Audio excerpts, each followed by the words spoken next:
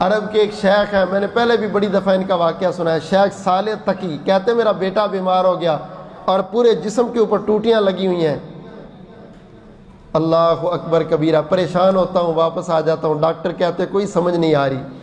کہتے ایک دن میں بیٹھا ہوا تھا تو سوچی جا رہا ہوں کیا مسئلہ ہے، اتنے چکر لگ گئے، کیسے معاملہ ٹھیک ہوگا؟ تو میرے ذہن میں ایک حدیث آئی، داو مرداکم بالصدقہ، اپنے مریضوں کا علاج صدقے کے ساتھ کرو، یہ اللہ کے نبی کا فرمان ہے۔ تو میں نے کہا چلو یار صدقہ کرتے ہیں۔ میں رات کو ہی نکلا، سردی کی راتیں تھی، کس نے مجھے ملنا تھا؟ تو مجھے کوئی انسان تو نہ ملا، البتہ ایک بلی بیٹھی ہوئی تھی اور اس کے منہ سے بھوک کے آثار نظر آ رہے تھے۔ تو میں نے گھر میں آ کے فریج سے گوشت کے ٹکڑے نکالے اور جا کر کے اس بلی کو ڈالا۔ کہتے میں اشراق پڑھ کے بیٹھا ہوں مصلی پر ہی، تو رات کا جاگ رہا تھا تو مجھے نیند آ گئی اور مجھے خواب آ رہا ہے کہ میرے بچے کے اوپر کوے جھپٹ رہے ہیں اور بچہ چلا رہا ہے۔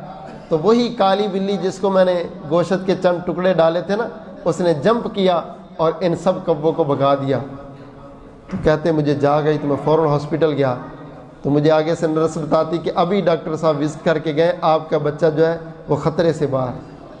میں نے پوچھا ڈاکٹر صاحب کو، کہتے جی کیا آپ کو بتایا؟ اس کی نا وینیں بند تھی اور کھول نہیں رہی تھی، کچھ دیر پہلے نا اس نے ایک جھٹکا لیا ہے اور اس کی بند وینیں خود ہی کھل گئی۔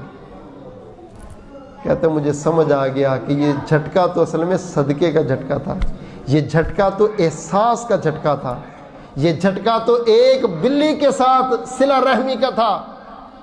میرے بھائی ایک جانور سے احساس کرے تو رب دنیا بھی اچھی کر دیتا ہے، آخرت بھی اچھی کر دیتا ہے، تو انسانوں کے ساتھ کرے تو تیری زندگی اچھی کیوں نہیں ہوگی؟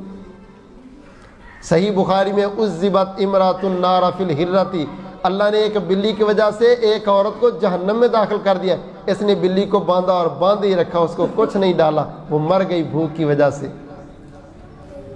ایک بلی کو ناجائز مارنے پر اللہ ایک انسان کو جہنم میں ڈالے، یہاں انسانیت کا قتل ایک کا نیت روز کیس آتے ہیں، فلانے نے فلانے کو اٹھا کے مار دیا، فلانے نے فلاں کے خلاف یہ کاروائی کر دی۔